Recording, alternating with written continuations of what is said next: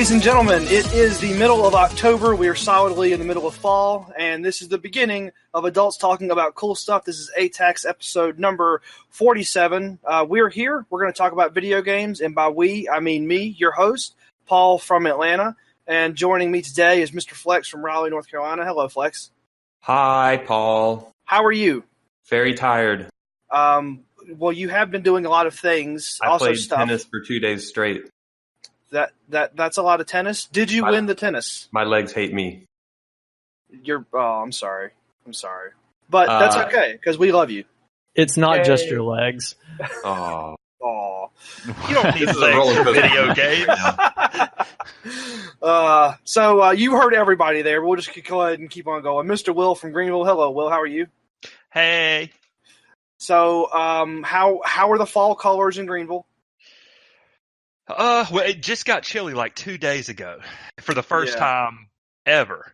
In the history of Greenville. In the history of Greenville. Since the Earth has started spinning. Yeah, so that was...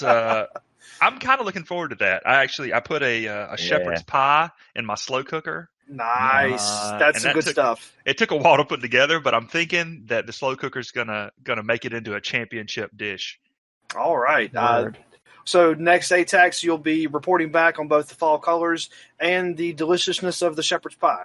Let's hope. We have Mr. Nate from Parts Unknown, because I could never remember where he moved to. Hello, Nate. How are you? It was only like half a year ago. It was only half a year ago. I ask every time, so now I'm just going to say Parts Unknown. Yeah, I just had a great image of seeing Mr. Will like with a fully assembled, like already done shepherd's pie, like with some oven mitts, just like sliding it into a slow cooker and being like, "That'll do it." That'll do it. That was what was in my head as you guys were going. That's going to make this better. And last but not least, Mr. Ryan from New York, New York. Hello, Ryan. How are you? Hello, I'm here. I'm good. Thanks for asking. Ready to talk about video games? I am ready. Well, I'm glad that you're ready because you're going last. Mr. Flex, what have you been doing? Damn. I'll just cry in a corner. Just sit down. Cold as ice. I'll see you guys in an hour. No, come back. We need your input. Seriously, Mr. Flex, we're gonna start with you. What's been going on over in Raleigh other than tennis? I have played through most of The Messenger. What's that? It's a video game. Okay. I don't know if anyone's heard anything about this game. I haven't heard anything about it. Is it a new game or is it? Yeah. Is it like Atari 2600 or what? Yeah, it came out a couple months ago for the Atari 2600. It's like Micro Mages or something like that. They made too many copies and buried them in a desert because no one bought them. Okay.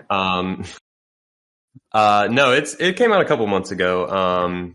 PC and Switch and maybe the other platforms as well. But it's kind of at first glance a original NES Ninja Gaiden throwback. Side-scrolling action game. And the twist was like you can kind of consider this spoilery, but it's been talked about so much. Is that the game starts a lot as like a side-scrolling 2D action game, and then at some point it like has this flip where it becomes like it's going for an 8-bit style, and then at some point it flips and becomes 16-bit style and becomes more of a like NES era adventure type of game where like all the levels, so you basically run through all these levels like linear action game style, and then when it does the flip, they're all connected. So you have one big world. And the graphics actually change style, and then from there on out, it keeps banking on that mechanic. So like you keep hitting these, they frame it as like you went to the future. Okay. So now the future is 16-bit, I guess. But you can keep traveling between time periods in the different areas. So you'll like go through these portals to jump back and forth, and that gets used a lot in traversal because the areas will be laid out differently between the two eras. Okay. So in different rooms, you might have to toggle back and forth to like kind of get through the environmental puzzles, if that makes sense. But every time you switch, the graphic style will change and the music also changes, which that's actually probably one of my favorite effects in the game is like the way the music transitions between styles. So it'll be like the same song and just mid-song will switch from like an NES sounding like soundboard, I don't know what you call it, to like a Super Nintendo style. 16-bit MIDI chip. Yeah. Which is pretty cool. And the game has a lot of neat touches like that. And I think that was kind of the stuff I came away from most impressed with, because a lot of the other stuff in the game kind of bored me, to be honest. Like the reviews for the reception for this game was really positive. Okay. But I don't know. To me, it felt a little longer and more drawn out than I think it needed to be, because it's pretty simple mechanics overall. And then you just keep running through pretty similar scenarios. Like the enemy variety is really lacking. Like the enemies you fight in the first couple levels, you're fighting like 10 hours in still. And you get a couple like traversal abilities as you go. Like you get the ability to climb on walls and wall jump. You get like this grappling hook. You get a wingsuit glide. Like you get a couple things, but you get those pretty early on. And I think what they wanted the game to be was like you do the Ninja Gaiden style action levels and you go through and it's pretty linear. And like I feel like they intended it to be you get all your upgrades during that. So like you're progressing, you're getting new abilities, you're seeing all the levels, and then the end game was this is my best guess, is then the end game was meant to be like, all right, you've seen the levels, you have the stuff, now we're like, you get to retraverse through all the levels, and like, we're going to really test that you learned all that stuff, I guess. Right. But it just feels stretched too thin to me.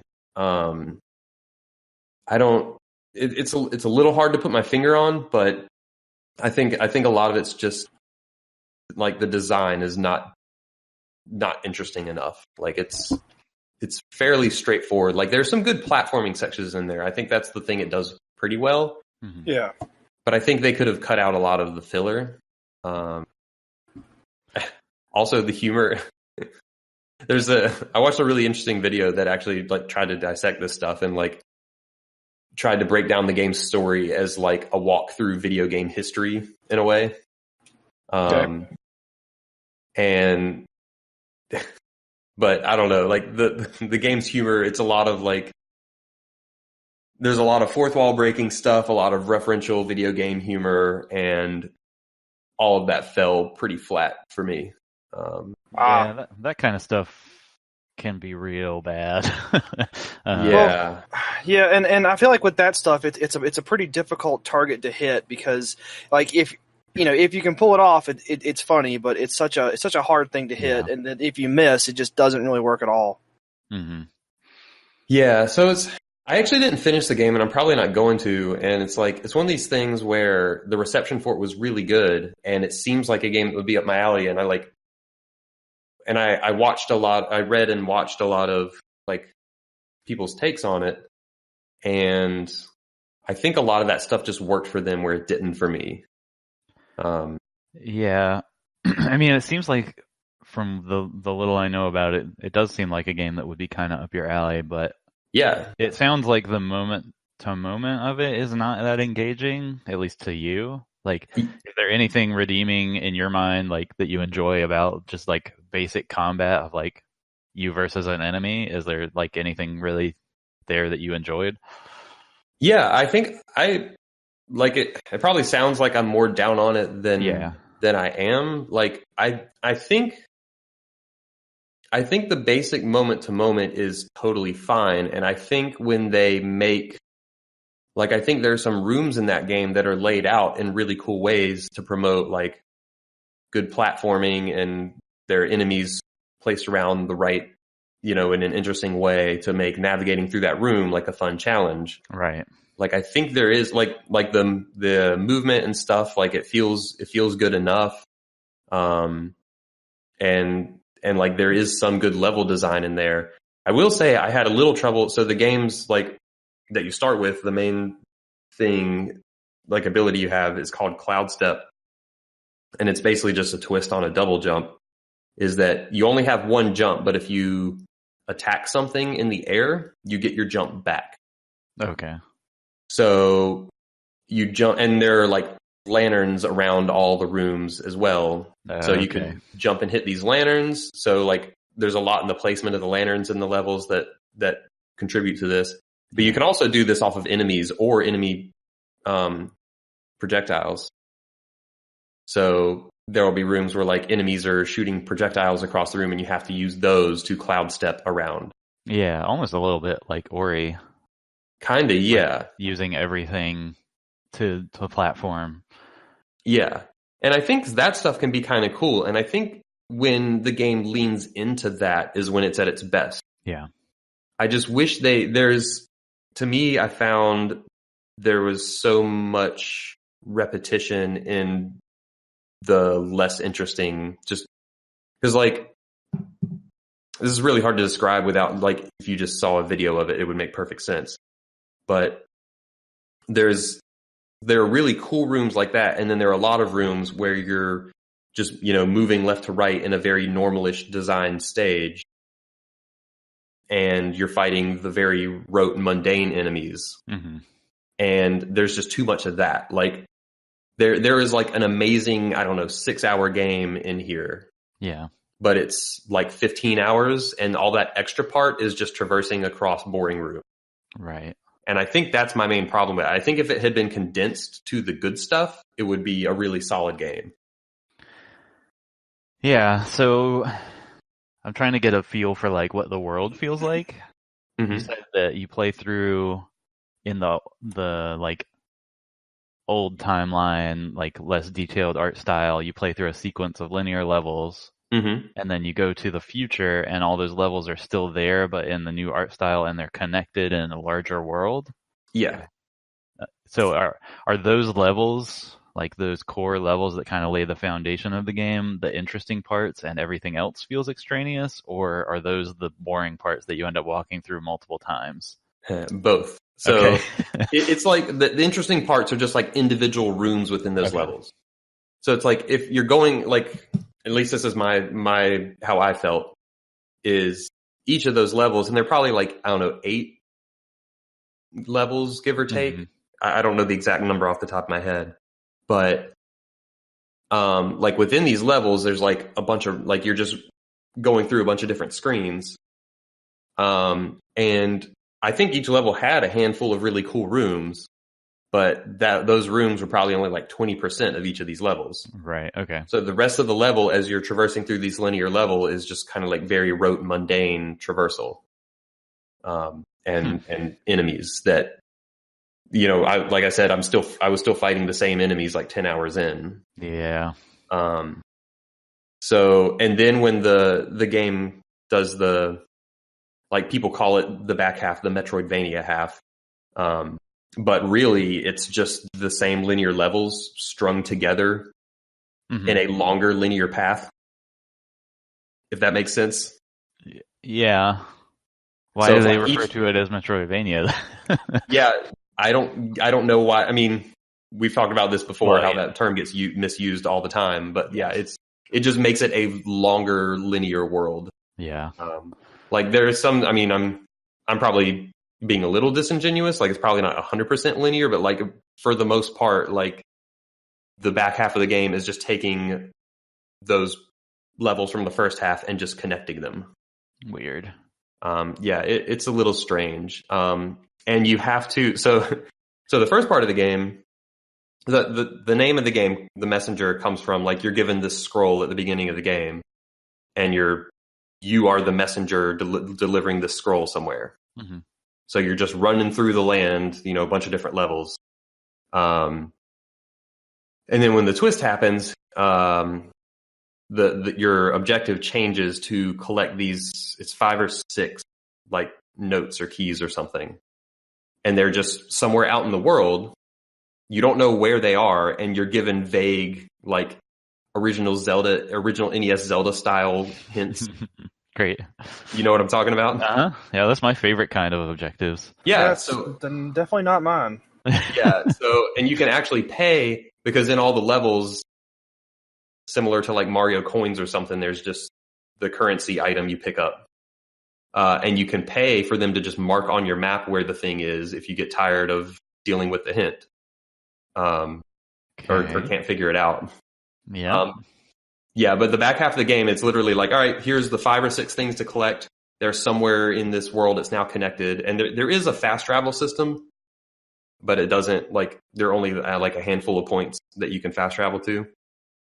So there's a lot of retraversing these levels that, like I said, like maybe 20% of them are interesting.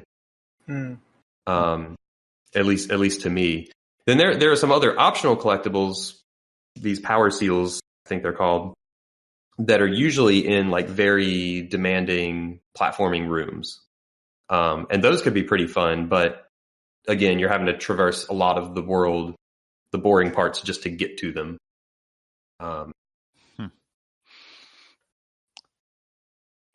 Yeah, I mean, you're the resident expert, so if this sounds like something that like Nate was saying would be like right up your alley, but it sounds to me like they didn't do quite enough time fleshing out the rest of those systems to really make it worth being the length of game that they ended up making. What is the you said that you haven't beat it yet, but how much time have you put in? I've probably played, I would guess, around 10-ish hours. Okay. I think I'm probably at least 2/3 of the way through. Like if I wanted to finish it, I could probably do it in another couple hours, maybe 5 hours. I don't know. Yeah. And like I said, like the reception for this has been really positive. So like I'm more down on it than most people. And part of me wonders if it's like, because I feel this way a lot, that games are too long for what they're trying to do. Right. So I wonder if other people enjoy retraversing these levels, and don't find them as boring as I do. I don't know. It's interesting to me. Like, I guess I'll echo some of that sentiment in my own section, but also just this year, like there have been a lot of games coming out with positive reception that I don't know, have been maybe not quite as up there, like or maybe it's just a taste. Some of it's just a taste thing, but I think also, I don't know. I wonder if it's tough because like there are games like let's say Dead Cells. I know I enjoyed that game a lot, but maybe not quite as much as the hype would have led me to believe. And that's always been a thing, but I just feel like this year in 2018 there have been quite a few really highly positive games, or positively received games come out that may not click with everybody. Sounds like we got a bunch of grumpy old people here who don't like video games anymore. I doubt that's the case. As someone who has yet to play a video game that came out in 2018, yeah. I guess to summarize, like, I mean, there's so many games and so many of them are well received that I have to put a filter of a heavy dose of skepticism. And even some of the games I have played this year, I've just been a little underwhelmed by. It's been a good year. There have been a lot of games which I've enjoyed. It's just that I've had a couple of games where I've had that reaction. It's like, man, this wasn't quite, as good as the hype train would lead you to believe. Well, and there's also this kind of it's not a recent trend, but it's one of those where the game developers, a lot of them don't really feel comfortable with an 8-hour game. So they'll add 4 hours worth of repetitive content just so consumers feel like that they're getting their money's worth. And depending on what kind of consumer you are, that's either great or it's terrible. And I think for Flex, it's kind of terrible. Like if a game can be neatly packaged up into a nice tight experience at 8 hours, but then you push it out to 12 or 15 just because you want to add some more repetitive content. That's not always a great thing to do. Yeah. And that sounds like what they've done here. I never a little want the bit. filler. Right. Right. Yeah, I don't know. And it's a weird one. I actually mentally struggled with this game a lot because it's like it's one of these things you look at and it's like there's nothing really necessarily bad about it. It's just it just doesn't feel like it pieced together quite right. Yeah. All right. And I will say though that the soundtrack for it is legitimately amazing. Nice. It does have that going for it, and it has some good boss fights in there. So there are definitely some positives, but not all bad. I just kind of burn out on it. Sure. All right. So, is there anything else that you wanted to say about that one, or have you been playing anything else? I think that's probably good for The Messenger. The Messenger. I have also been playing Forza Horizon 4. Okay, that's a racing game.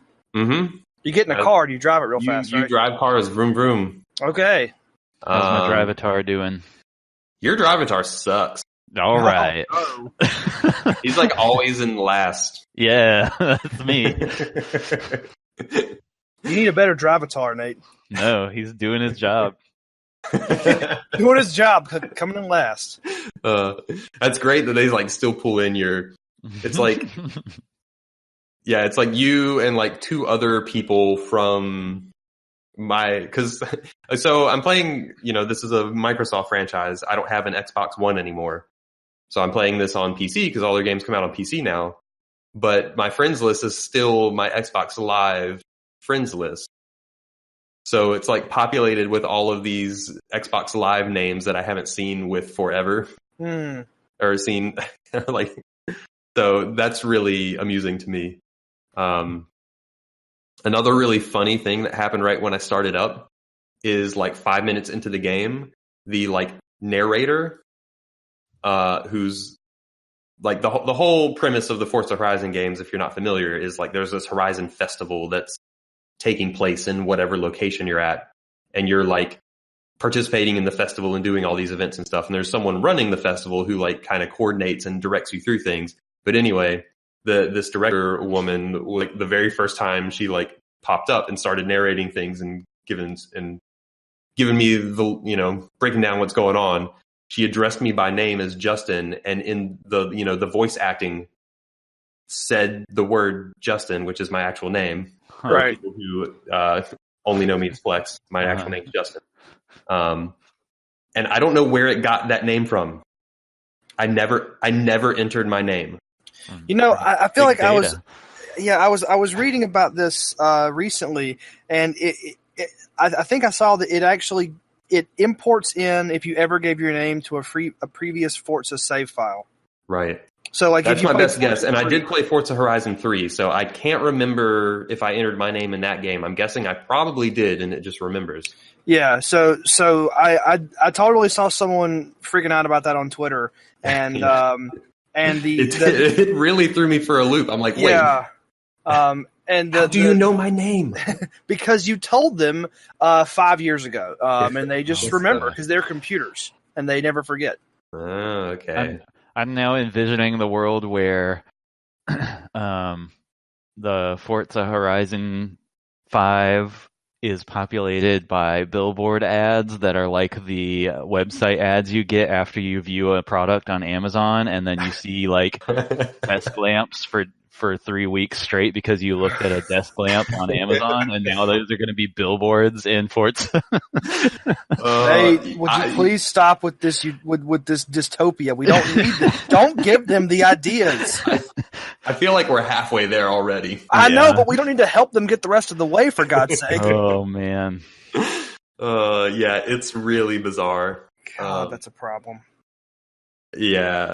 But anyway, yeah, that was my introduction to Forza Horizon 4. But otherwise, it's a good game. It's very similar to the previous ones. I mean, I only played a little bit of the original, and I played a good chunk of Forza Horizon 3. But this is very well made, like those. The biggest changes. I don't know if anyone has any questions about like the general structure of Forza Horizon. Otherwise, I'll predominantly talk about what's different. I mean, is it pretty similar to? Yeah, it's pretty similar to 3.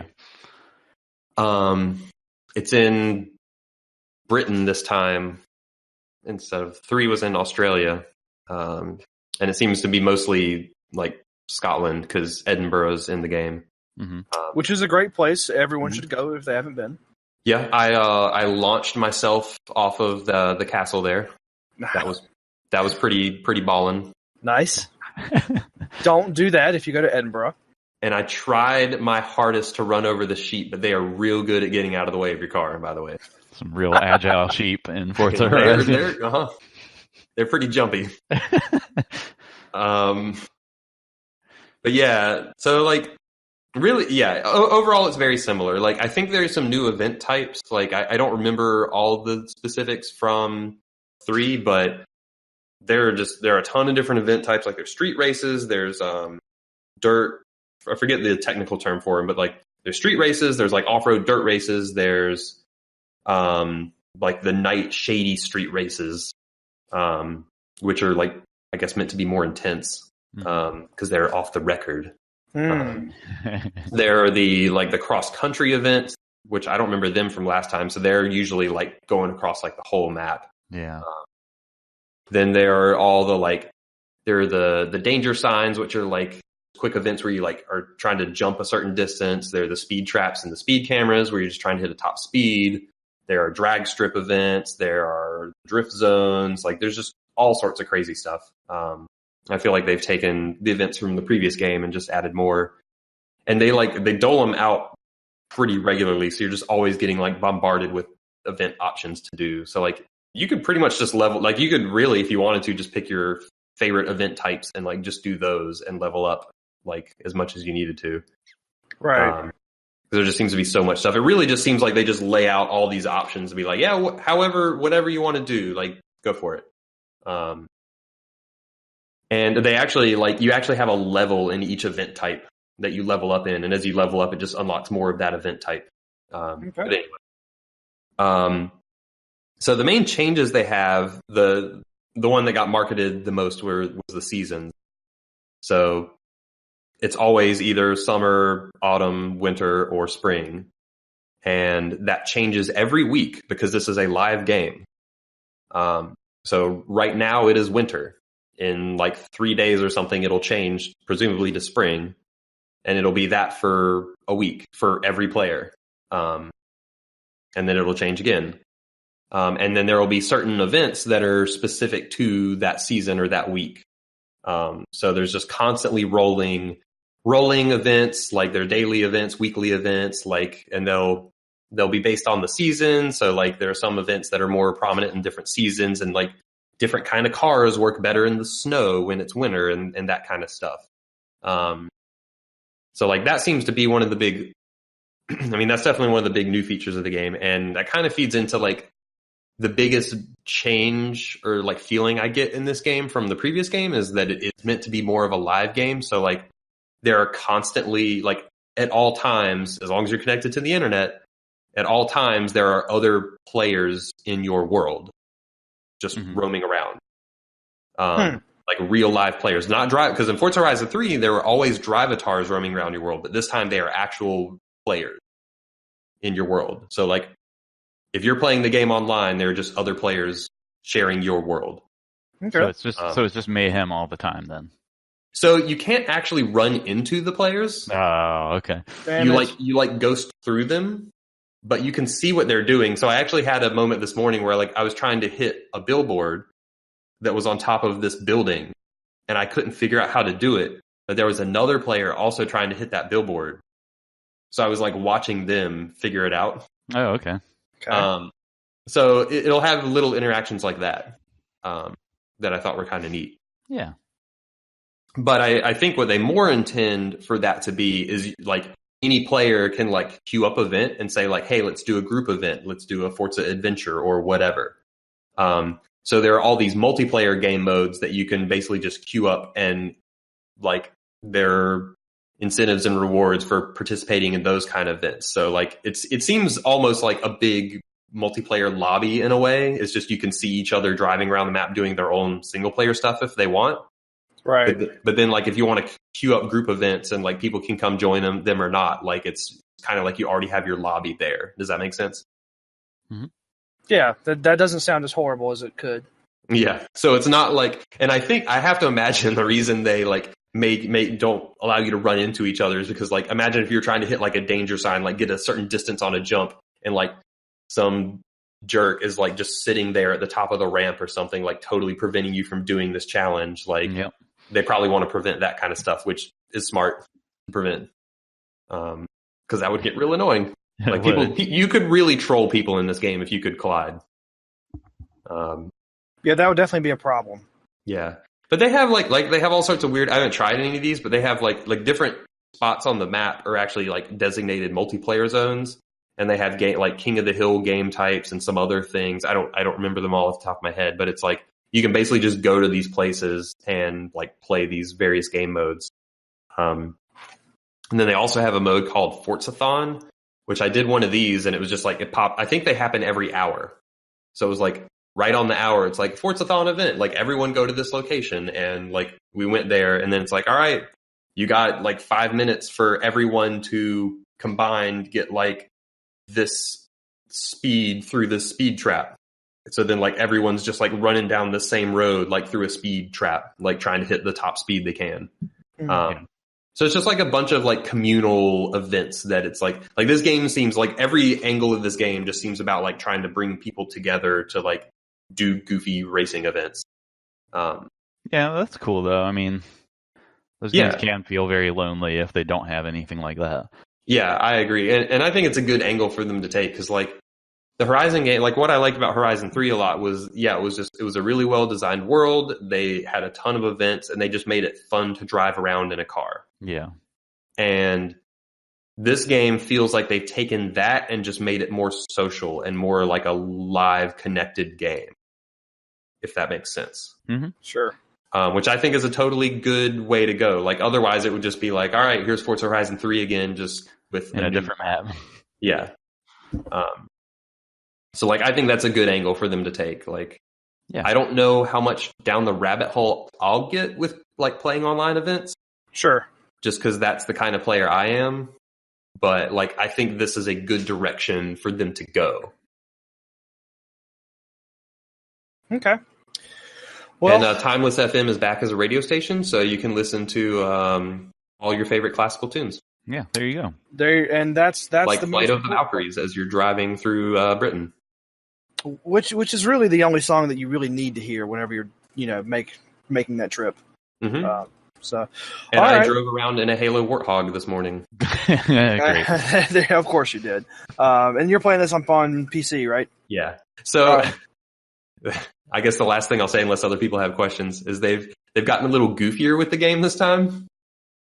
So like cosmetically, there's some weird stuff. Like your character, like you can assign them dances and you can wear different outfits and stuff. So like because all of the games have had these scenic views. So like as you're at these scenic views, your character is just like standing there doing whatever goofy dance you assign them, which is really but they also have different horns you can put on your car. Mm-hmm. Right. One of them is straight up the Windows XP shutdown sound effect. Oh god. It's great. I love that. That's good. It's so good. Was that like or something like that? It's like do do do do. Something like that. I don't remember it off the top of my head, but like man. The level of goofiness, like that's just a good indicator of like the level of goofiness this game is operating at, because like it has probably a good dozen or so like horn sound effects that are just like really silly like that. Mm-hmm. It's pretty good. That's great. That's awesome. Yeah. But yeah, anyway, I don't know if anyone has any questions about that, but that's the gist of it. No, I think you pretty much covered it for me. All right. Well, did you want to talk about anything else? That's all I got. All right, Mr. Will, you've been playing several things that we've all been dying to hear about. So why don't we just go ahead and let you kick it off? And where would you like this conversation to start with? Well, yeah, William, we're just gonna let you run your mouth. We're just gonna let you talk for a while about all these games go. we've never heard of before. Go.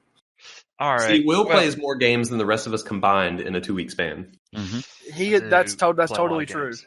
Well, I would say I definitely play more games in terms of hours played. That's probably, I don't know if I have hours played beat, but I definitely have more games beat. The first of these, I had some requests to hear about Shadow of the Tomb Raider, which came out within the last month, I believe. I think it was a September release. Sounds right. Yep. And I finished that off, and it's one of these things where I'm probably not gonna remember it in terms of I enjoyed while I was playing it, but it's not the type of thing that I'm gonna be able to look back I'm kind of that way on the first two games. I mean, I remember the first Tomb Raider and the reboot sort of trilogy. And I remember that, Laura got her first kill and she got beat up a lot and she was hanging out at campfires. And then I played Rise of the Tomb Raider and it was snowy. That's all I can remember about it. Yeah, that's about where I'm at with those first two. I have some snapshots in my head. Yeah. But that's really about it. It was snowy, and I enjoyed my time with them, but I guess at the same time, it's just not something about the stories of them or something is not that impactful, but the stories I could not remember anything about at all. Oh, no. I remember some of actually exploring those areas. Some of that I can remember, but I'm pretty sure it's because the actual plot of those games is complete and utter nonsense. Yeah. Well, I mean, one thing that is interesting, and this one really gets in the weeds with it. Are you the Tomb Raider yet? I guess so. I guess you've turned the corner. And I feel like their pitch for all three of these games is this is the story about how Laura becomes the Tomb Raider.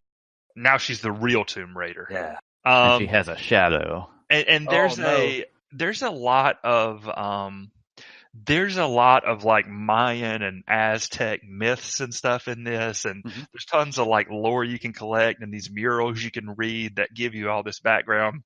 And there's this one really big hub town called Paititi, and when you're there, everyone you talk to seems to have some sort of little mythical story they want to tell you, so you walk up to them and they have a little bubble over their head and they're like, we can chat.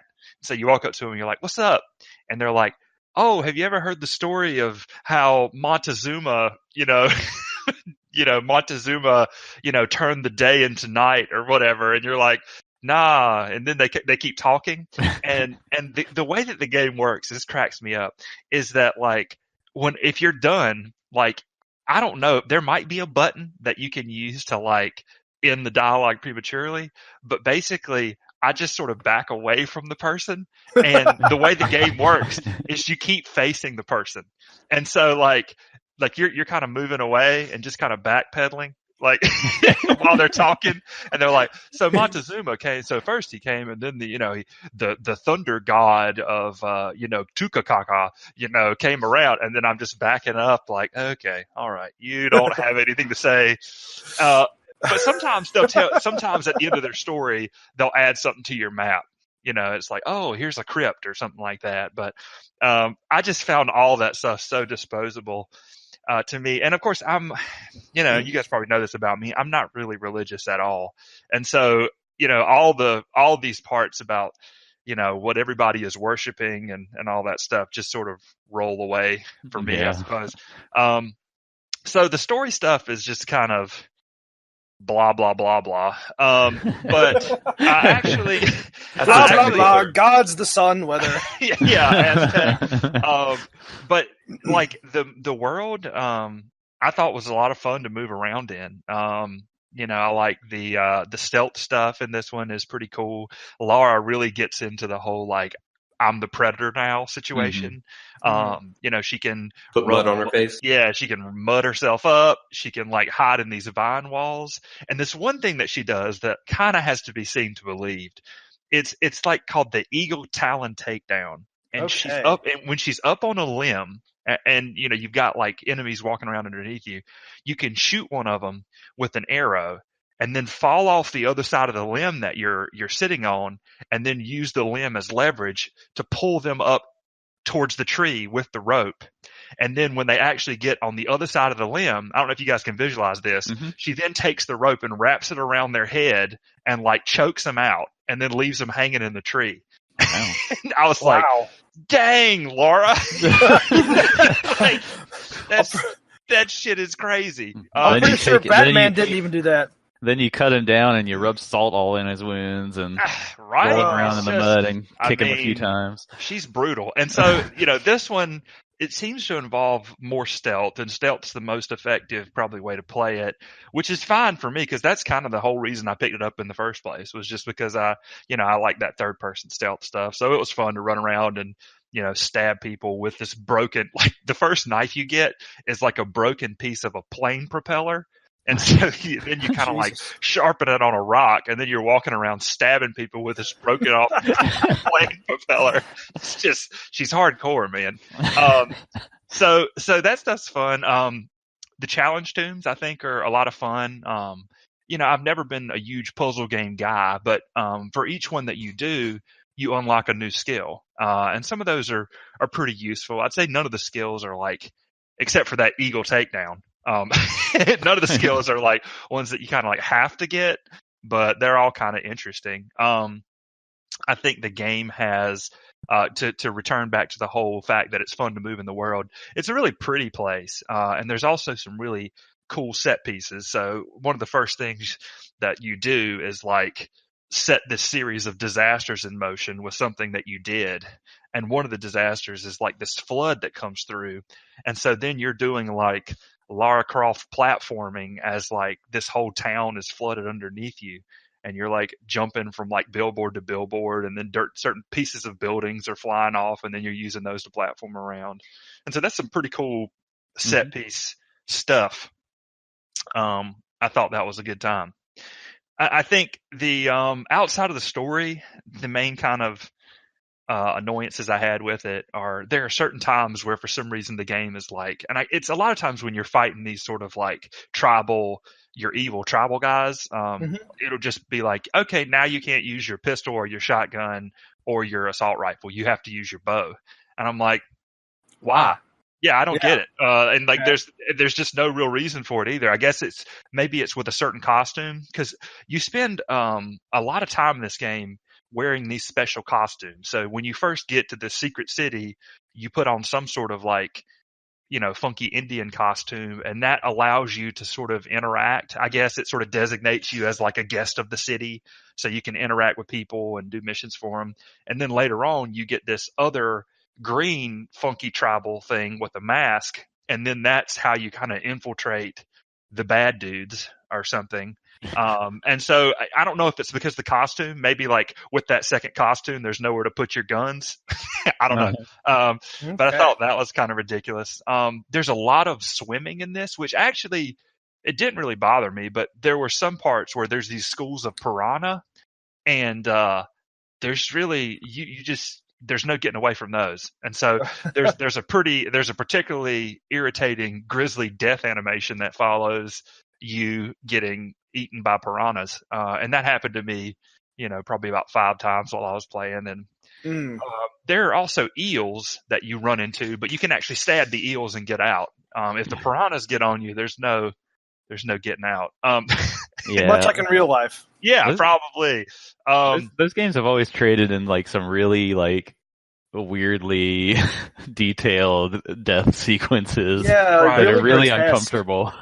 Yeah, exactly. So you get to watch her get her face impaled on spikes when you miss a jump and stuff. I'd also say there's an instinct mode, like all these games have, I guess, where you like hit I think you like click in the right stick or something. And it's a weird thing because it's like, it's so incredibly useful.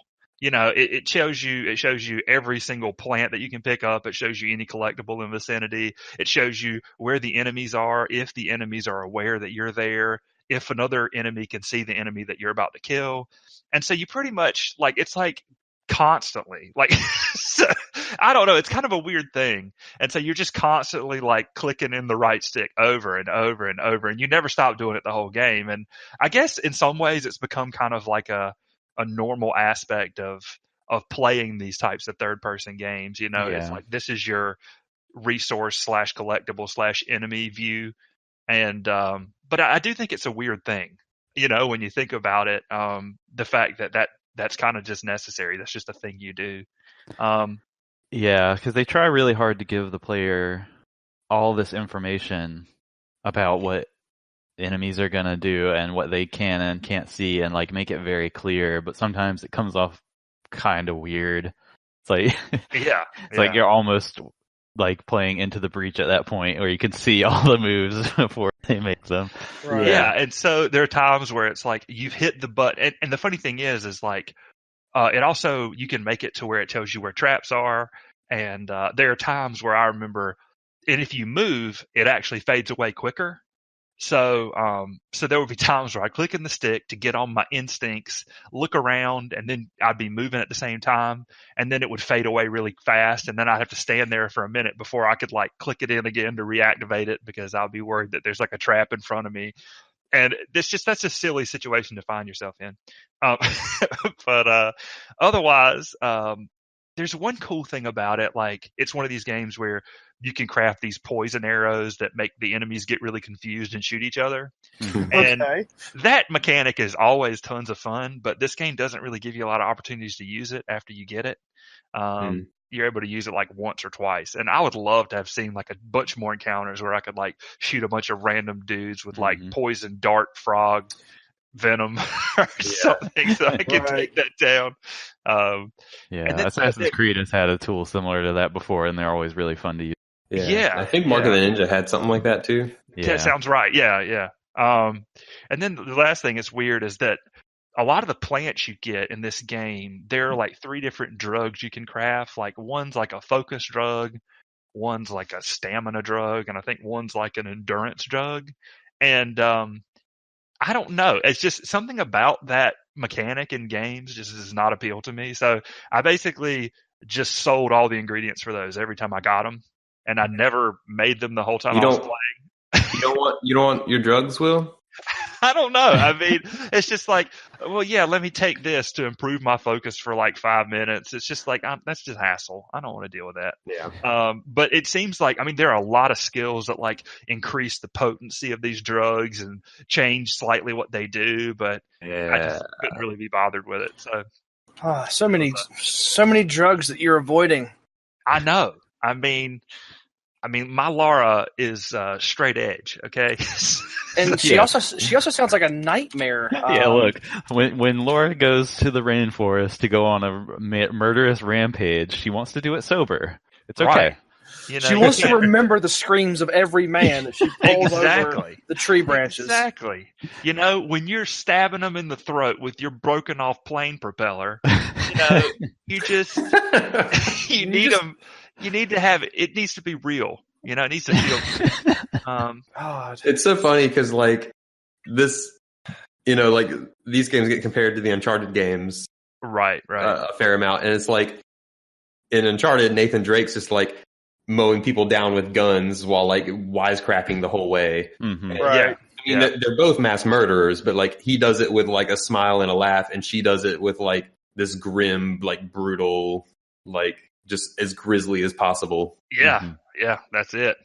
But yeah, I mean, I thought it was fun. I don't regret playing it at all. It's just sort of, I mean, if you like the previous ones, you'll probably like this. One thing that's neat about this is this was actually, I think Eidos Montreal had a really big hand in this. I think they did it entirely. Yeah, and so I don't think Crystal Dynamics worked on this game. Yeah, so the 2 before this, I think, had a lot of Crystal Dynamic stuff, and I actually I jive pretty well with that design philosophy that they have. They did the 2 Deus Ex games, Human Revolution and Mankind Divided, which I was also a pretty big fan of. Which oddly enough, I didn't really like the story of those all that much either. They're also nonsense. Yeah. But they seem to really have, at least in terms of their kind of design philosophy, it seems to kind of jibe with me. That where most of the time I'm spending in the game, I enjoy myself. So that's Shadow of the Tomb Raider. I don't know if there's some specific. They also did the 2014 Thief. Hey, I didn't play that, but that's okay. Nobody did. That's true. That's funny. I mean, my main question with this game is this is, I feel like, has been kind of a theme of this year, but like, do you feel like this game predominantly is Rise of the Tomb Raider again? Like, is it extremely similar to the point where it's like, all right, if you want more of that game, it's totally fine. But if you wanted something a little different or that tried something a little new, it's not really going to do that. Is that fair to say? Or yeah, I think it iterates on the stealth a little bit. There are a couple new aspects of the stealth, with the walls and the mud and there's some other kind of stealthy things going on there that you can do. But yeah, in terms of, I guess, in broad terms strokes, of like bigger broad strokes, yeah, it's probably just more of that. Yeah, which I'm not trying to like disparage that. Oh, that's fine. I mean, I know what I played. Right. Because, I guess the main reason I ask is because I've struggled with a lot of games this year, and Shadow of the Tomb Raider was one of them. Forza Horizon 4 was one of them as well. Of like, is this game just more of the same? Do I want more of the same? Like, is it worth playing? Because like all of these are games that I really enjoyed the previous one. Right. It's just trying to figure out if I'm up for more of the same or not. Yeah, and I think I've pared it down, and I've probably mentioned this before on the podcast, but at this point I've kind of pared it down to where, what genres I like. And so one of these things is that third-person stealth, or really stealth in general, doesn't work very well in co-op. So if there's a high-quality game that predominantly features stealth, I'm probably going to dive into it. Like I was mentioning in the last podcast, Hitman 2 is probably the one I'm looking forward to most this year. Yeah, that game was good. And so, to me, I saw this and I'm like, okay, I remember the stealth being pretty good. And it seemed like they went even deeper into the whole stealth piece. And so, so I was like, let's get it. But yeah, it's definitely kind of more of the same. And again, nothing necessarily wrong with that. Yeah, there you go. And I don't know, did Nate have anything he wanted to ask about this one? I know he said he was on the fence. Yeah, I am on the fence on this one. I kind of want to play it because I did enjoy those past two games. I'm not sure if I really clarified anything for you. Yeah, I mean, that told me what you liked and disliked about it, which does help. I think I'll probably just I'll end up playing it if I just feel like I'm in the mood for a kind of directionless action game. Right. There you go. And then I had a special request to talk about a game called Welcome to Bummertown. Yeah. And I found this thing looking through random new Steam releases, I think. And I kind of like these sort of meta titles, like games that pick on video games and games that pick on video game structure. And it's kind of another one. Let me tell you about a game called The Messenger. You did tell me. You told me. But so this one, basically, your character's name is like Workman, Mr. Workman or Mrs. Workman, and you get into the game, and the developers are like, "We've lost this guy Bedford. We don't know where he went, and you need to find him."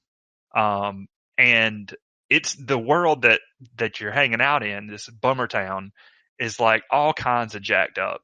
So it's like some of the funnier pieces of it are birds are always flying around upside down. And then the sun kind of flickers in and out, almost like a light bulb that is not getting a consistent power source or something. That's really funny. And then you can actually see kind of the outline of the filament in the sun when it flickers.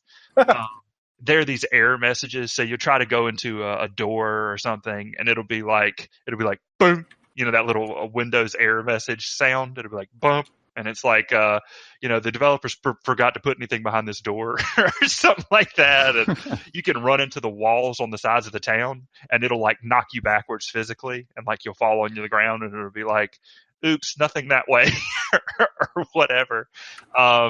The whole background of the town is kind of washed out. So the characters are fully colored, but then like all the homes and the trees are just kind of grayscale. It's almost like they're like pre-colored. And basically it's kind of this sort of fetch quest adventure type of game, and you're going around, and at different points, kind of during these sort of fetch quests, you actually get these chips. And there's one door in the middle that doesn't have a building attached to it, and that's kind of like the central like programming hub or whatever. And so you go in there and you take the chips that you get like from doing random ass fetch quests and stuff, and then put those chips in, and they actually add things to the game. So the first chip, I think, like makes the other two parts of the town accessible, and one chip actually like enables a night mode. And so some of the things that are kind of goofy about that is like there's a guy who owns a bar, but like since the game never gets to be night, because the programmers didn't get that right, his bar is always closed. Right. Yeah. There's a guy who like wants to be a farmer, but the game never rains, and so you have to get a chip to actually like add rain into the game for him. And so there's some interesting commentary pieces. Like there's this girl, and a lot of meta games that actually kind of include these sorts of things have this. Like there's a really, really heavily into conspiracy theories character, because sort of like, different things just keep happening in the world. And so, it'd be interesting if your world didn't follow coherent rules, or things just suddenly broke in it. It might, right. Make you more of a conspiracy theorist. And so, it was kind of, I don't think that it had any insights on the level of something like maybe even like Stanley Parable or Pony Island for me. But it was a fun little romp. Like I had this like goofy ass smile on my face the whole time I was playing it. And so it was goofy, but I kind of had a fun time with it, running around and just seeing what was going on. Yeah. So I just absolutely love the Steam page for this one, because it has two achievements called Start and Finish, and the system requirements is like potato. This looks hilarious to me. And so the guy that you're supposed to find, his name is Bedford. Also, some of the characters glitch out for a while. Like there's one guy, and he's got a little sign in front of him that says "out of order," and then you have to go and like do something else to fix him, and then you can actually interact with him. But the guy you're trying to find, Bedford, the top review on the game, or at least it was, I guess overall, the top review was actually by Bedford. And he's like, this game's an absolute joke. I've never had a worse working experience as a main character in my entire career than working with quote unquote developer. These brain dead dimwits should be banished off the planet Earth for the mere fact that they make games of this quality. The way they treat main characters and NPCs is illegal. We are all prisoners in here. If by any chance someone's reading this, please send help. I'm not kidding. Sincerely, Bedford. So that's so it's just a funny little thing. But that's really good. I really like that kind of humor. And it seems like this game's got that. Getting a little meta here. Yeah, it's a little. Well, I mean, meta humor, like that's another one of those things. Like we were talking about earlier. It's like sometimes it's hard to pull off, but when you do, it's real good. And it seems like this game, just from what I've been reading while Will's been talking and the screenshots and stuff, it looks like they've done a pretty good job with that. Yeah, it's pretty funny. That one error message in the screenshots. As always, the game ran into some kind of problem and cannot handle itself anymore. That's just funny to me. There you go. So that's Welcome to Bummertown. All right. Welcome to Bummertown. That's now in my Steam library. Cool. I'm going to play that as soon as we get done with this. Awesome. All right. All right. So now that I'm done buying games, did you want to talk about anything else, Will? I know you had some other stuff you had written down. Anything that you feel strongly about you want to touch on? I wouldn't say so. I mean, some of the things that are kind of interesting, and we could talk about it during. Have any of you guys played anything that's VR? No, I have not. How about you guys? I did a Lowe's Home Improvement room VR experience demo. All right. Nice. So, Oh man. I actually played about 10 minutes of Super Hot VR. Yeah, that's fun.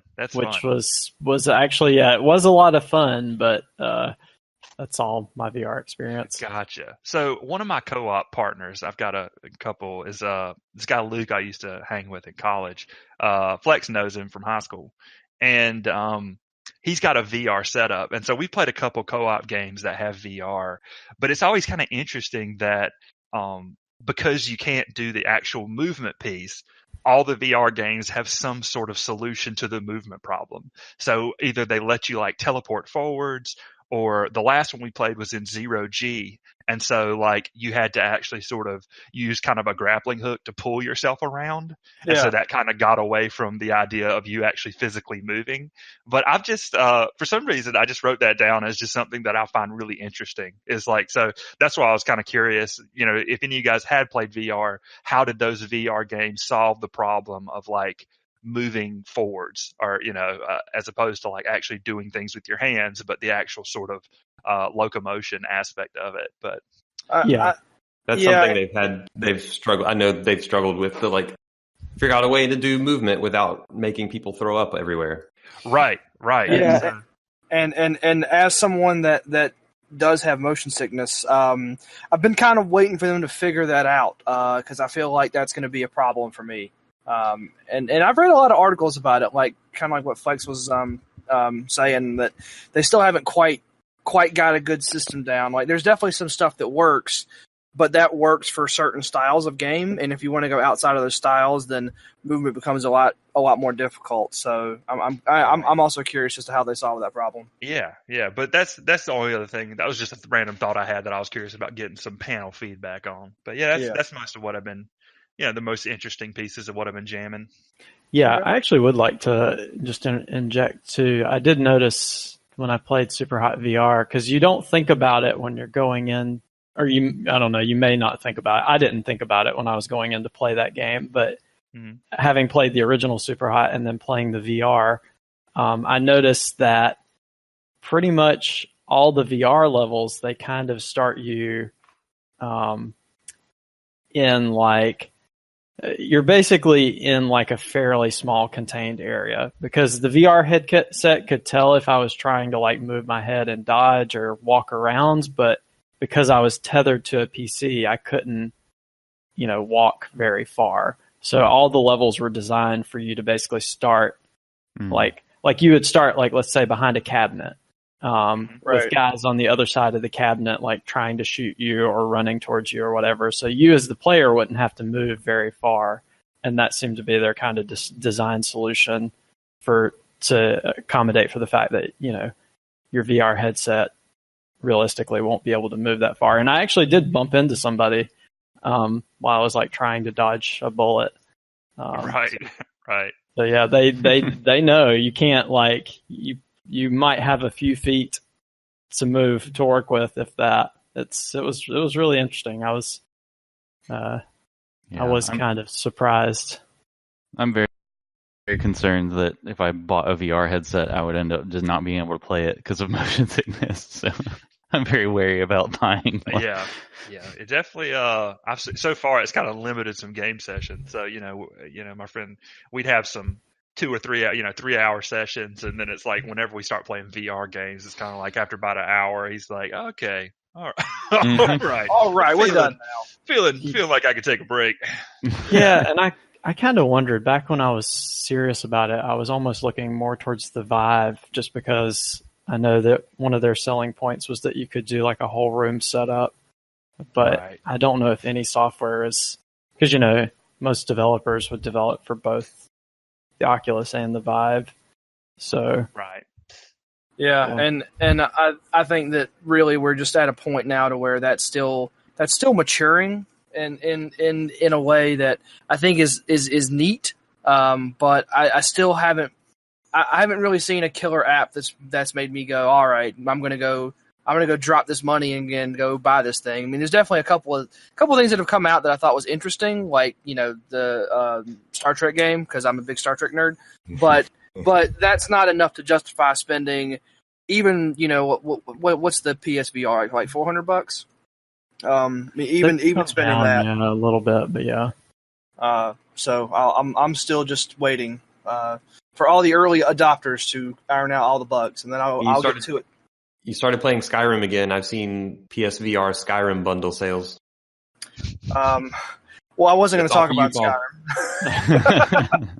Skyrim. Yeah. Anyway, so back on track, Mr. Nate. You've been playing video games, and you want to talk about them. All right.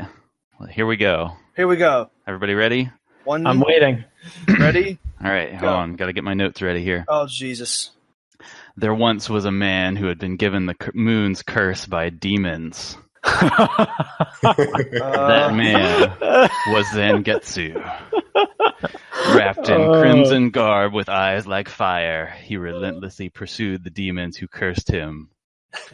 One night, he sensed the looming presence of a great demon. He swore to eradicate all demons, no matter how much of a threat they posed.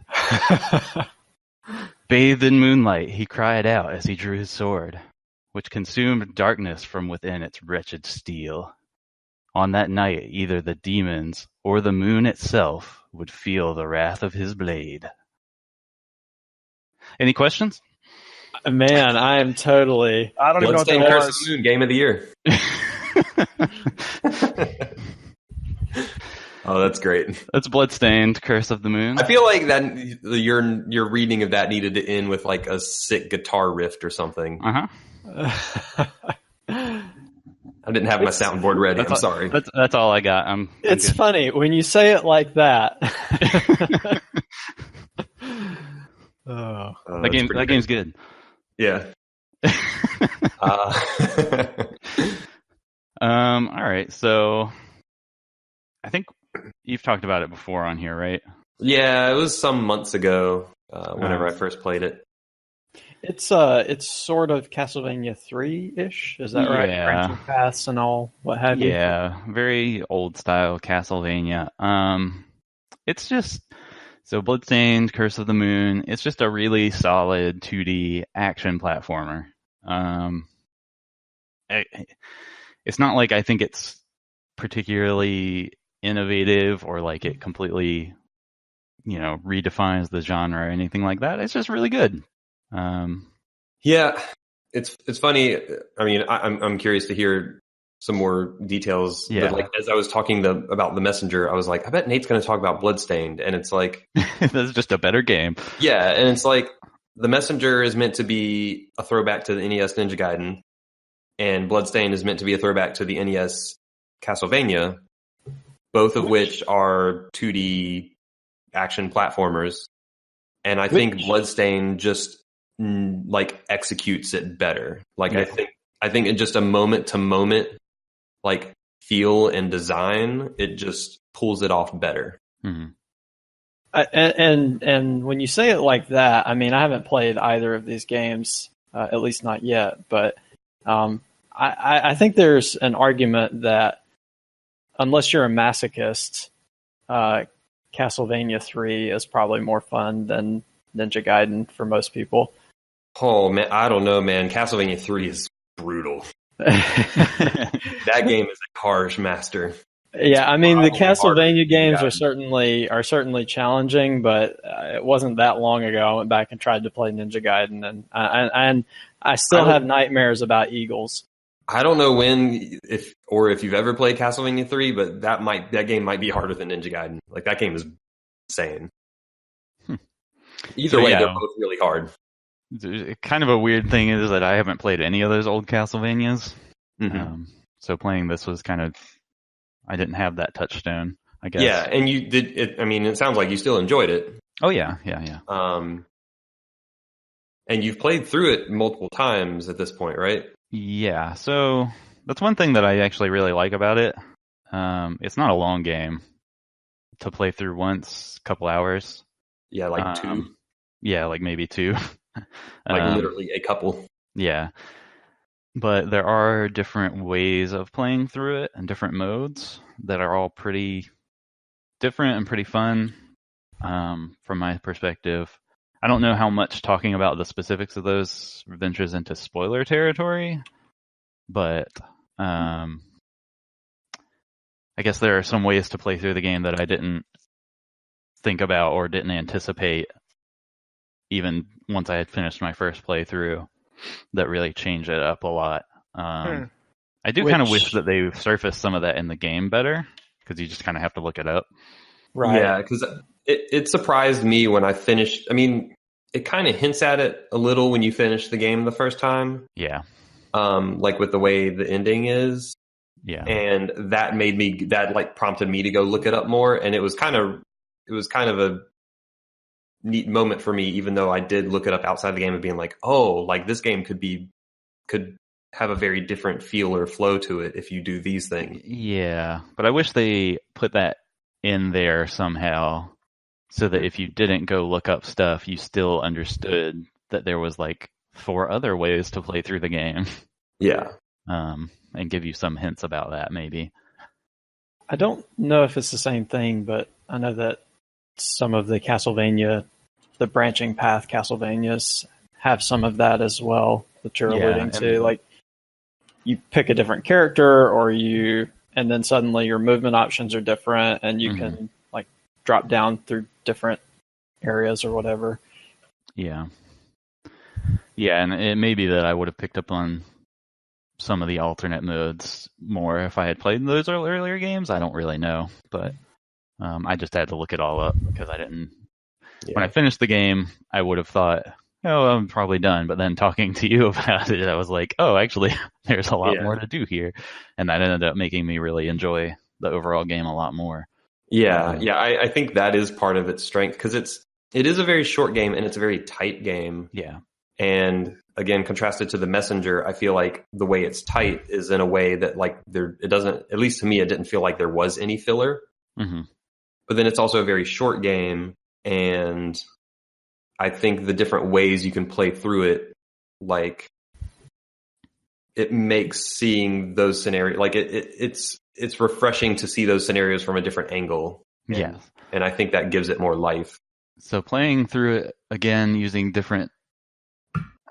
a different progression method, I guess I can say, where your options for movement are completely different, you start to realize how finely tuned each level is. Yep. And not just to the point of like, oh, this is a decent platforming level. It's like, no, every single like block in this whole stage is arranged in a very specific way so that you can do all of the things you need to do regardless of how you're playing through the game. Mm-hmm. And it just really comes together really well as you play through it multiple times in different ways. Yeah.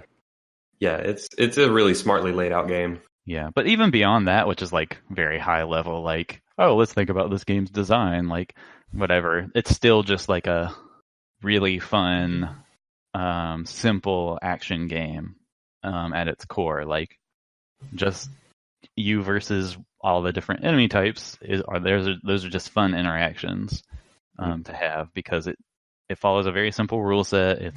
There's nothing complicated about the movement or the combat, but you just have to be on your game to make it through without just getting hit a lot.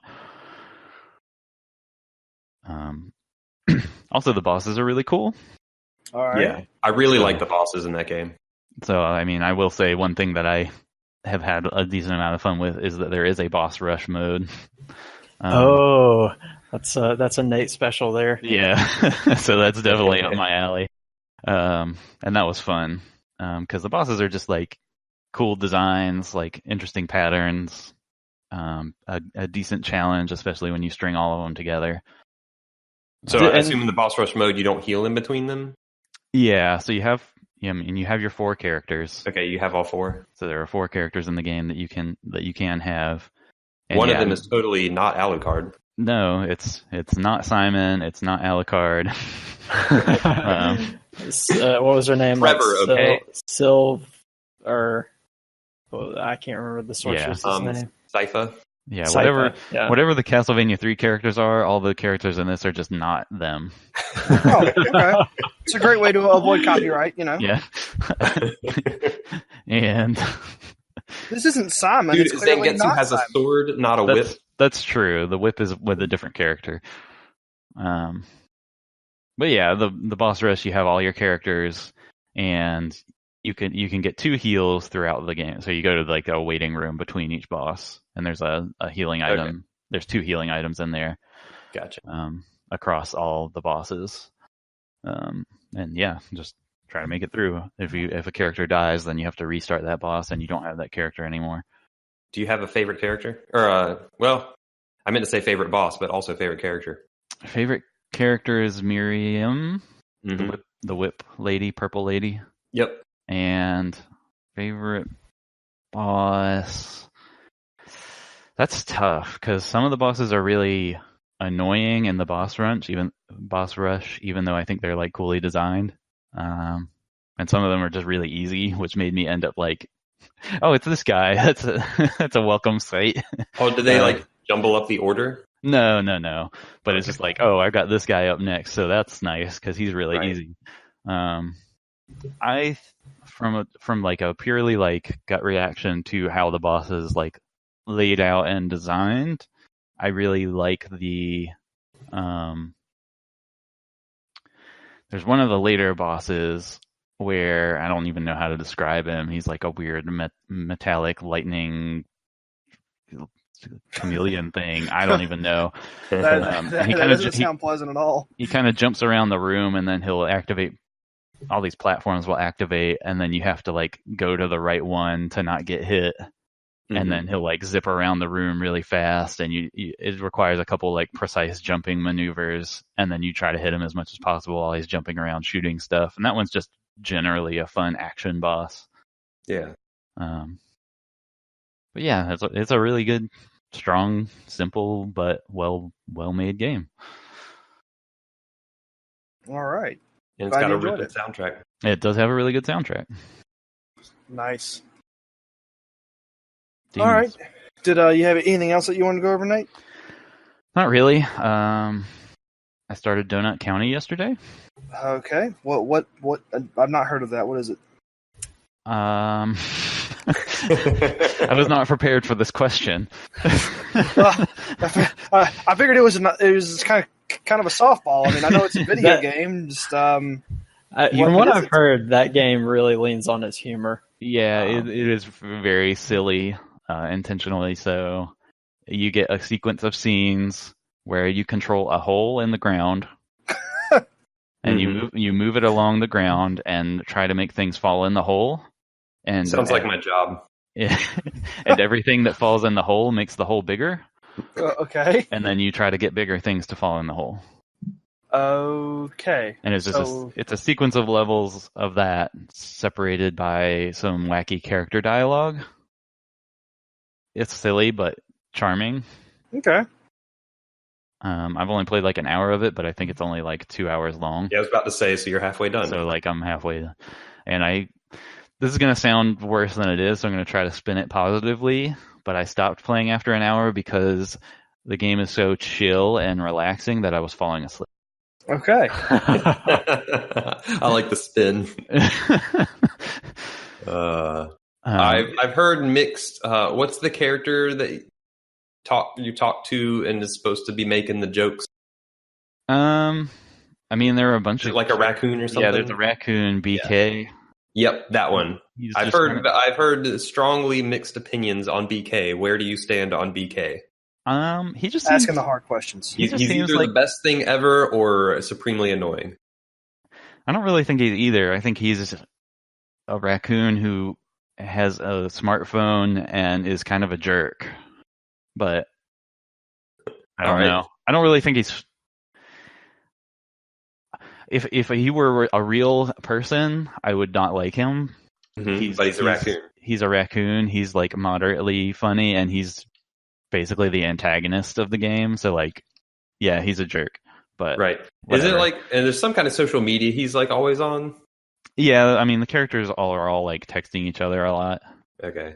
And he's playing I haven't quite figured out what the deal is with the larger narrative of this game. So, come back for my long thesis on the conclusion. The lore of Donut County. But Oh, God. yeah, he's doing something on his phone. I think it's been strongly hinted that he's behind the creation of these holes that are destroying the town, and everybody's blaming him, but he's just kind of like, man, whatever, I got donuts. Fair enough. It's a weird game.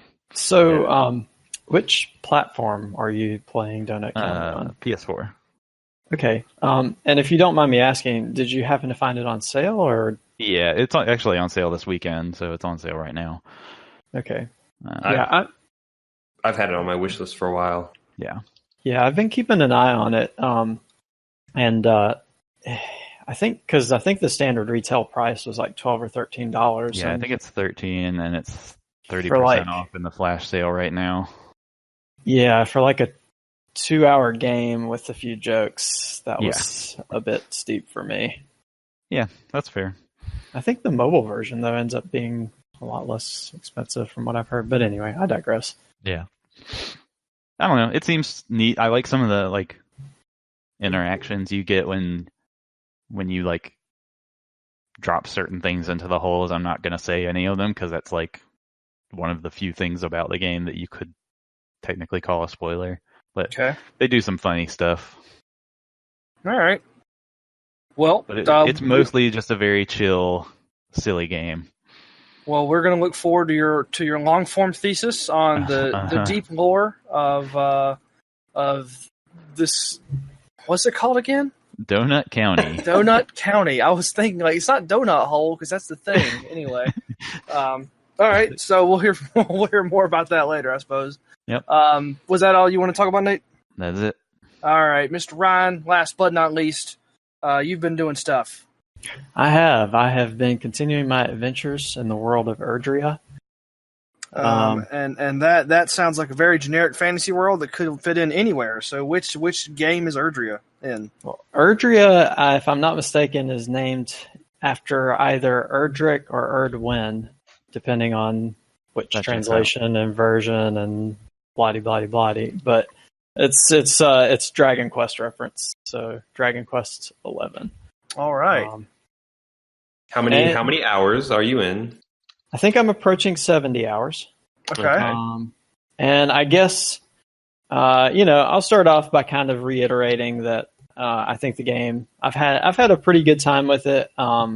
It's really polished, and some of the story beats have actually surprised me and kind of, in some cases, clicked with me more than I expected. Going into Dragon Quest, I expected a fairly bland vanilla story, and it's had its fair share of that, and it's had its fair share of just silliness, which every now and then makes me slightly cringe. But sure, there's nothing cringy about the puff puff treatment. I don't think I want to know what that is. But you do, Nate. You so do. That is funny because I run around and I talk to these NPCs and they're like, "Yeah, would you like some puff puff?" And I'm like, "No, no." Always get the puff puff. You don't get puff puff from strangers. That's not. Which the monsters give you the puff puff treatment, and I think you can also give them the puff puff treatment. So Oh man, I'm looking this up. So yeah, there's that. But all right. I guess for me, I'm entering into, I don't know if it's in game or post game because the story's taken a bit of a twist. And like I said, I'm getting on about 70 hours, and the gameplay's still pretty fun, but I didn't care much for the latest story twist, and I almost feel like, we'll see how well they pull everything off, but, it's maybe getting a little long in the tooth. Sure. And I was kind of reflecting on it because, I kind of felt like the game could have wrapped up at about 60 hours, maybe 70 hours, maybe fleshed out a few things here or there. But I was reflecting on it and I was like, man, I think this game would be a lot better if they made a few changes. But then I realized, I was like, oh, that, I guess, that's not the target audience. Like maybe I'm not the target audience for those changes. Like I think the game might be better if they targeted like 70 hours instead of like 90 or 100. Okay. But Dragon Quest fans, like I assume that's what they want. Like they want all that content. I think the game might be better if they tightened up if they sped up the progression a little bit and maybe tightened up some of the systems. Maybe tone down some of the like classic RPG scavenger hunts and casino mini games and just I guess maybe cut the crust a little bit and make some of that stuff more accessible. But I thought about it and I was like, well, I guess that's not what Dragon Quest is though. Yeah. I mean, I've always considered Dragon Quest to be like, if I have to pick one game that's going to be like the JRPG, like that's always been the one that's kind of stuck in my head, which is probably not 100% fair. I mean, I know there's a lot of different kinds of those, but that's just one of those, like, of course it's going to have those mini games, and of course it's going to have this and that and the other. But I just feel like that's what the people who play Dragon Quest really, really want to see, Yeah, exactly. And yeah, they stick to some of those old school formulas quite well, or quite strictly or truly, or however you want to say it. But yeah, it ends up like, and I mean, that stuff is, a lot of it's pretty fun, but some of it ends up being obtuse, or it just, once you do it for so long, it's like, oh, okay, like, I see what this is. Right. So, okay. Well, so which system are you playing it on? I think it's. Oh, okay. It is on Steam. I'm playing it on the PS4 though. Okay. Yeah, I was looking up the Wikipedia, and this was the one that I was thinking of that came out on 3DS, which was kind of weird until I realized that, oh wait, that's still a very popular console in Japan, where the majority of these sales are probably going to be at. Yeah, I think the 3DS version is Japan only, and it has a like 16-bit graphic style mode. Like you can toggle between 3D and 2D. That sounds kind of neat to me. I mean, yeah. I'm not saying that I'm going to go out and buy that, but that seems like a pretty neat way to play that game. Mm-hmm. Yeah, it is kind of cool, but I guess that maybe that further reenforces the kind of throwbacky nature of the Dragon Quest series, and that the Japanese. I'm guessing the Japanese target audience, they eat that up, which I can kind of see why. I can kind of see the appeal. It's just that, yeah, it's when I was, and I guess I kind of lumped this back into what I was saying earlier with Shadow the Tomb Raider and Forza Horizon 4, is we've had some samey sequels, but I think in Dragon Quest it's even an extra special case, is where like Dragon Quest has kind of had its classic formula like since the 80s, like Paul was describing it as like the JRPG, because it's like and it does it very well. Like, it's not to disparage it, but it's like, what you're getting with a Dragon Quest game, and I think Dragon Quest fans like that. Yeah. Yeah, I wouldn't exactly go to that series for like innovations in the genre, but again, that's because it doesn't need to really innovate beyond what the small evolutions that it does from game to game. That's just what the folks who play those games want to see. Yeah, it's kind of the series that defined the genre. Like, that was like Dragon Quest is what made JRPGs what they are, and it sticks to it for better or worse. Yep. Yeah. So, I mean, I guess I like it well enough. And I am kind of planning on finishing it out. Okay. At least to a certain, to a certain extent. Like, if it keeps going on with like more post game content, I probably will call it there. But have you considered getting to the final boss and then quitting? I've heard that's what the cool kids do. Oh God. And maybe what I'll do is actually I'll play this one to the final boss, and then I'll shelf it and wait about 10 years for the next Dragon Quest to come out, and then pick it back up and finish. Jesus, what game was it that you did that for? That was Dragon Quest 8. It was Dragon Quest 8. All right, which was about 10 years ago. God. Well, no, there was another one too. I thought before Dragon Quest 8, but it was like I just remember that you're fighting a big tree. And it was real scary, and then you're like, never mind. That was the end of that. I just like the thought of fighting a big tree. Oh, it was just like this big tree full of you might have been fighting Yggdrasil, actually, now that I'm thinking about it.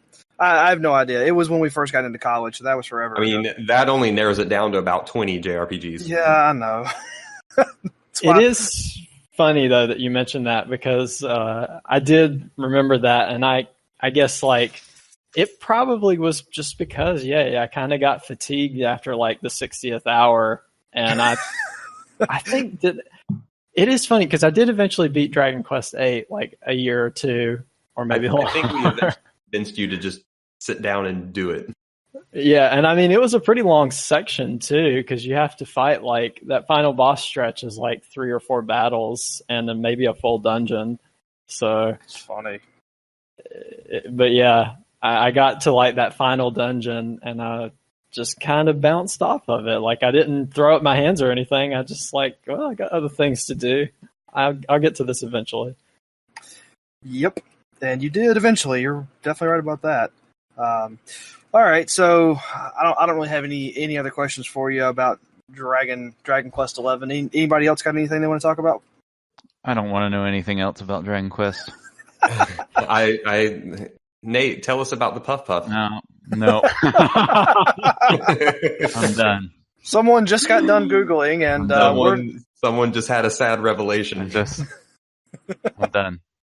All right, Ryan, what else? What good else news, they're not censoring Dragon Quest in the West. I saw that headline.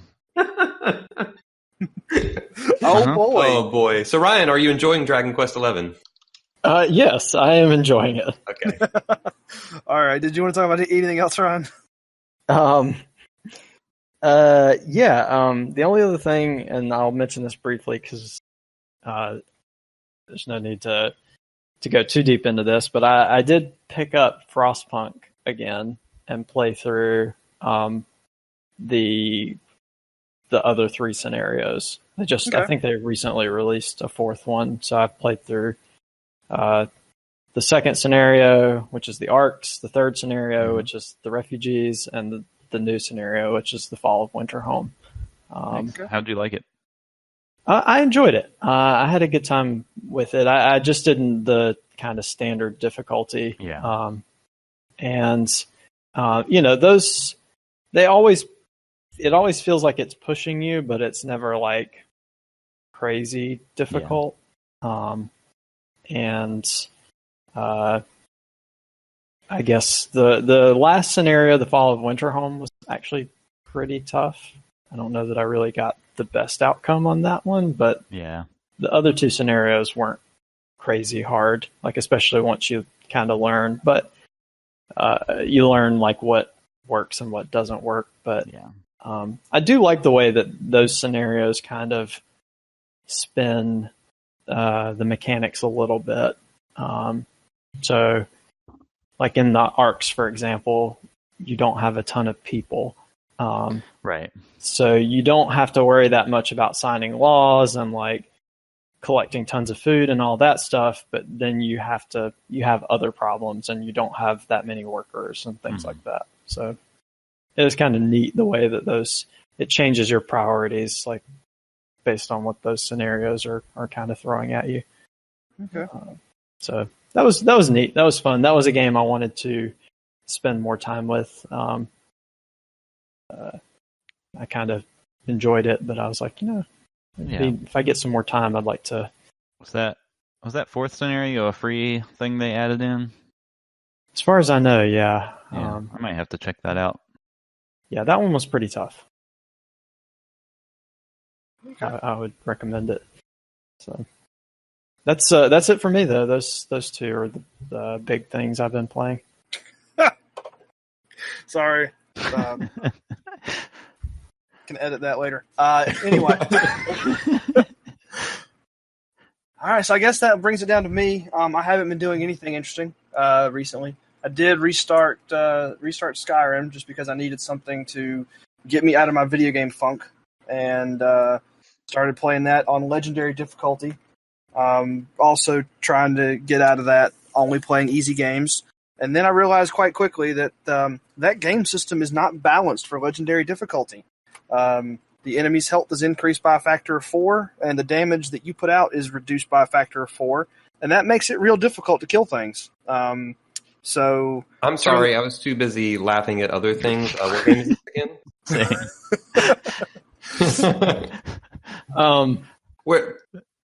For confused viewers, we're having discussions about Puff Puff in our chat. But, what we game have to stop this.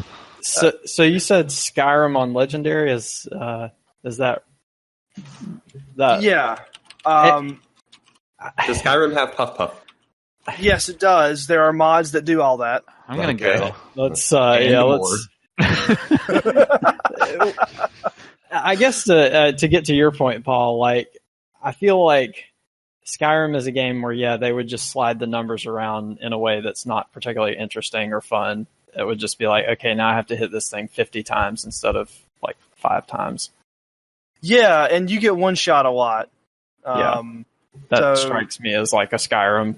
It's one of those classic game difficulty systems where they just slide numbers until you basically have to do something really, really well or repetitively to accomplish anything. Yeah, I just ended up exploiting the AI because your followers also get the same damage and health boosts that the enemies do. So Lydia was pretty much doing all the work.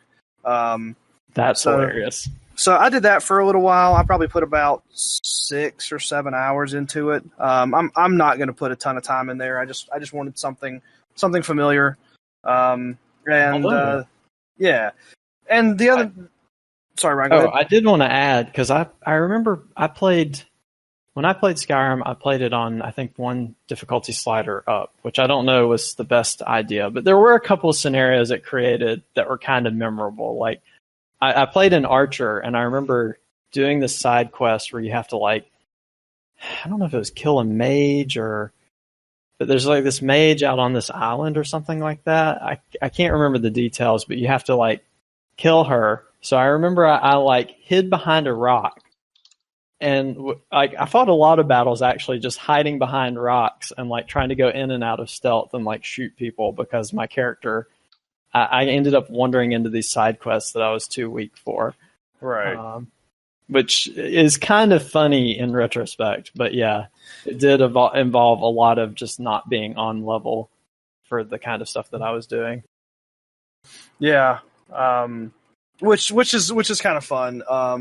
Whenever you can realize that you can exploit a pathing glitch and just stand on top of this rock, but then after you've sunk 50 arrows into a guy and then he's dead and you only get 3 arrows back and you're out of arrows, maybe you realize that last 10 minutes wasn't as fun as it could have been. So yeah, turn that back down. And like I said, just been playing a little bit of that. But the other thing that I've restarted recently, and I'm probably about 7 hours into, maybe 8, is God of War. Steph and I had started playing that. Bounced off of it, just stuff got busy. Restarted, and I'm enjoying the game. I'm not enjoying the combat. So I'm still trying to figure out how the game wants me to play. So I've been doing a lot of blocking, but that's not been working for me. So I don't know. What did you guys end up doing for your combat stuff? Did you end up doing a lot of dodge rolling, a la Dark Souls, a lot of parrying? Because what I'm doing, it's working because I'm playing on just give me the story difficulty, but I feel like a giant moron whenever anything comes swinging at me. I went the have Atreus kill shit route. Yeah. Okay. Upgrading him is real good. Okay. And then you mash square and he murders everything. How far are you into the game now? I think I'm about 7 hours. Basically, I just got to Alfheim, and there's a bunch of dudes flying around killing each other. And then they tried to kill me, which, you know, it was going fine, and then all of a sudden there were 6 of them at once, and then I realized I have no idea how to really play this game. I agree. I played on the, I guess, challenge, like the +1 difficulty. And I do remember using a lot of Atris.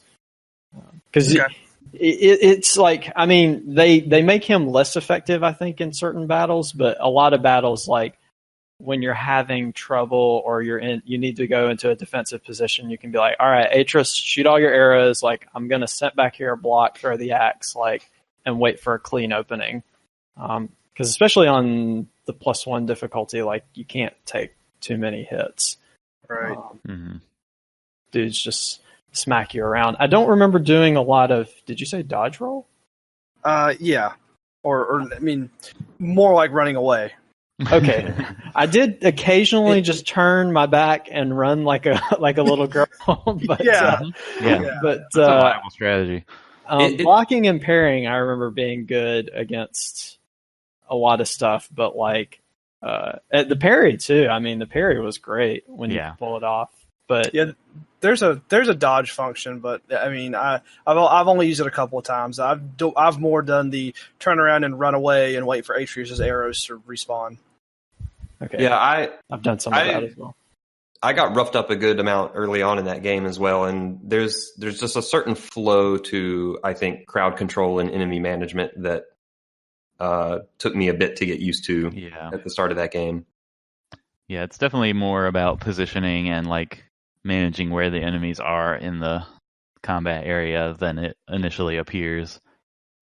I think I did a lot of throwing and just kind of returning the axe, and basically he's not as Kratos is not as fast as he was in previous games. So for a lot of the times, it's good to just sort of have him pop one of them once with an arrow and stun them, and then run in and pop them up with like one of your strikes, and then just hammer on them a couple times.